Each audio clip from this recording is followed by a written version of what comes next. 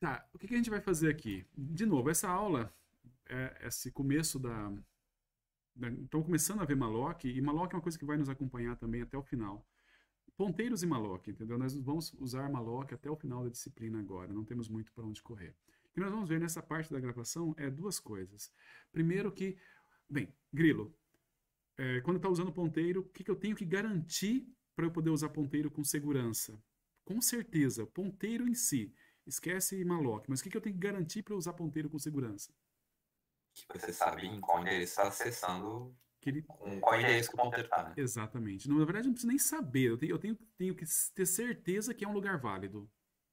E aí Sim. tem várias maneiras de eu saber que ele é válido. Ele aponta para uma variável, ele aponta para um vetor, tem várias maneiras. Quanto mais simples, melhor. Você deveria bater o olho e falar assim, não, é válido e boa, certo? Eu recebo por parâmetro de um cara que sabe que é válido. Quando dá erro de ponteiro, normalmente é porque alguém falhou ali no meio do caminho. Você achou que estava recebendo um cara válido e na verdade não era, tá? Ok, mas se eu quiser usar a heap, aí eu tenho que ter duas coisas na hora de eu usar a heap. Uma maneira de eu ter um lugar válido é usando o malloc para obter a heap.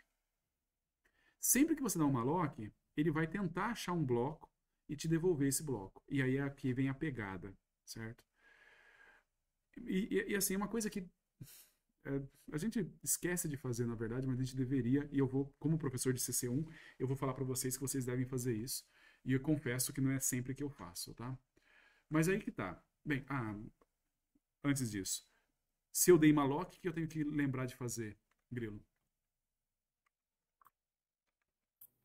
Dá free Eu depois. tenho que dar free. Para cada malloc, eu tenho que dar um free. Ó, eu dei um malloc aqui, o malloc está dentro de um laço, certo? Eu poderia dar o free fora do laço. Sei lá, eu poderia fazer assim, ó.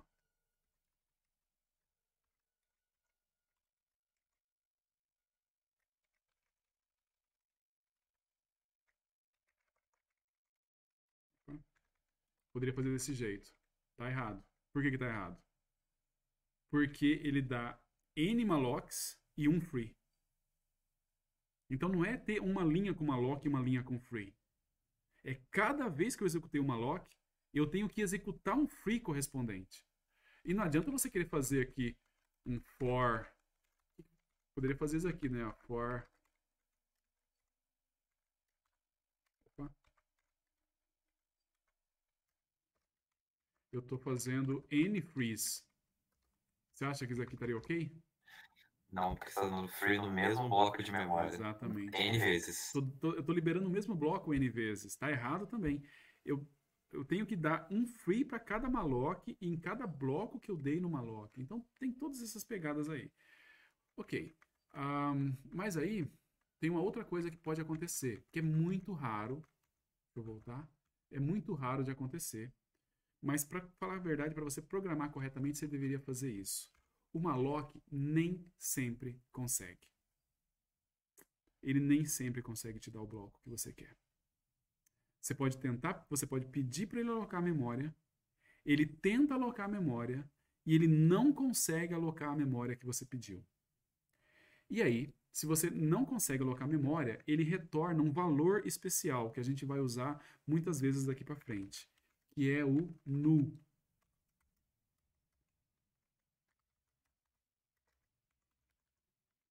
O que é o nu? Sempre que você está mexendo com ponteiros, o null, ele é dizendo assim, esse cara não aponta para lugar nenhum. Ele aponta para nada, para nulo, certo? O null é não estar apontando para nada. Então, sempre que você aloca a memória, na verdade você deveria conferir se você conseguiu alocar. Você deveria conferir se, por um acaso, o cara que ele retornou não é null. Se o cara que ele retornou é null, repara, o null não é o valor que ele dá onde ele está apontando, é aonde ele está apontando, certo? Então, cara, nesse caso aqui, bem, normalmente quando ele retorna nulo, não tem muito o que você fazer, cara. Você só pode no máximo dar uma mensagem de erro bonitinha e ir embora. No caso lá, menos um. Você não tem muito o que fazer. Quando você tenta alocar a memória e ele retorna null, A menos que você descubra, sei lá, eu tentei alocar uma quantidade de memória, não deu certo, eu vou tentar alocar menos, ver se eu consigo e tal. Mas, em geral, primeiro, isso aqui é muito raro de acontecer, mas isso ele acontece, seu programa não tem nada melhor para fazer do que ir embora, certo? Para o seu programa e repensa o que você quer da vida. Quando que isso aqui pode acontecer, dele retornar null? Num vazamento de memória, isso sim. Se você fizer um malloc num laço, ele fica alocando, chega uma hora que a memória acaba. Quando ela alocar 8 GB de Você negócio. pode alocar 8 GB, você não tem 8 GB. Você pode alocar 1 mega de cada vez, só que você fica num laço alocando 1 mega, 1 mega, 1 mega, 1 mega, 1 mega. Chega uma hora que ele acaba a memória. Aí quando ele acabar, ele vai retornar null. Então, mas, cara, não tem muito que você querer salvar esse programa, não, tá bom? Então, o padrão para usar memória, para usar a heap, basicamente é esse. Eu dou uma lock numa quantidade de memória que eu quero. E eu confiro se eu conseguir alocar essa quantidade de memória. Se eu não conseguir alocar essa quantidade de memória, como eu falei, a melhor coisa é, sei lá, dar uma sinalização de pânico aí, não conseguir alocar memória e para o seu programa e vai embora. Porque, como eu te disse, você está com um problema muito, muito mais grave. Beleza. Se eu conseguir alocar, ele vai retornar alguma coisa diferente de nulo. Essa coisa tem que ter dado um free depois aqui embaixo. Tá bom? Tranquilo, Grilo? Então, o que a gente acrescentou da última vez? Tranquilo. A única coisa que a gente acrescentou é esse teste da linha 32 até a linha 35 aqui, tá? Que é o teste para saber se o malloc foi bem sucedido. Que o malloc ele pode não ser bem sucedido. E quando o malloc não é bem sucedido, você tem que fazer alguma coisa também, tá bom? Professor, Diga. o Eric perguntou por que o return -1. Cara, talvez hoje a gente devesse falar isso mais cedo do que mais tarde, mas existe toda uma comunicação entre o programa e quem chama o programa. E tem umas sinalizações entre o programa e quem chama o programa. E aí tem uma coisa que é muito bizarra. Bem, deixa eu até parar. Deixa eu parar a gravação aqui. Não, tudo bem, pode ser na gravação mesmo. Tem uma coisa que acontece que é muito bizarra, que é assim. Em C, a gente sempre tem que true é diferente de zero e false é zero. Mas para quem chama o programa, ele espera o contrário. Ele espera que o programa ele retorne zero se foi bem sucedido e qualquer coisa diferente de zero se foi mal sucedido.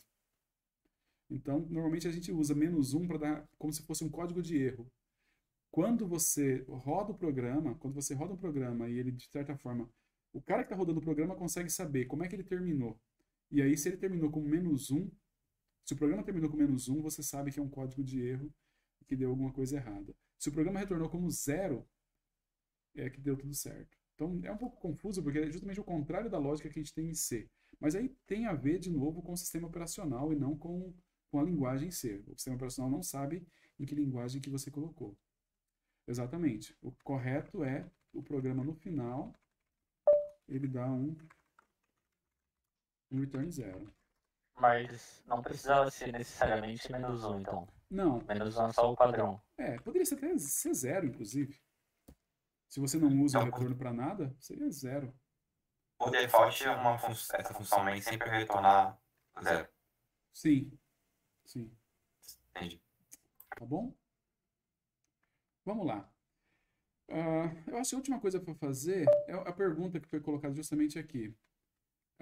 Por que eu troquei para mystrlen e não deixei strlen que eu tinha antes? Acontece que tem uma biblioteca que alguns de vocês eu já vi que já está usando, que chama a biblioteca string. A biblioteca string é uma biblioteca padrão de C, tanto é que o GCC sabe dela, e ela tem um monte de funçõezinhas para você trabalhar com strings, entendeu? Uma delas, por exemplo, é a strlen, que faz exatamente isso que a gente está fazendo aqui. Então, quando eu coloquei strlen e tentei compilar, ele reclamou, falou assim, olha, você está usando essa função, mas essa função aqui, ela já existe. Será que você não deveria incluir o string? Dá uma olhada na gravação, você vai ver que foi isso que ele falou para mim. Então, como eu quero ter a minha versão da str, que é igual a que está lá na string, eu chamei de myStr. Pode ser qualquer outra coisa também, poderia ser bagaça. Não tem nada de especial. Aqui, o strlen ele significa uma coisinha especial ali dentro, tá bom? Tudo bem? Vamos lá. Eu vou parar.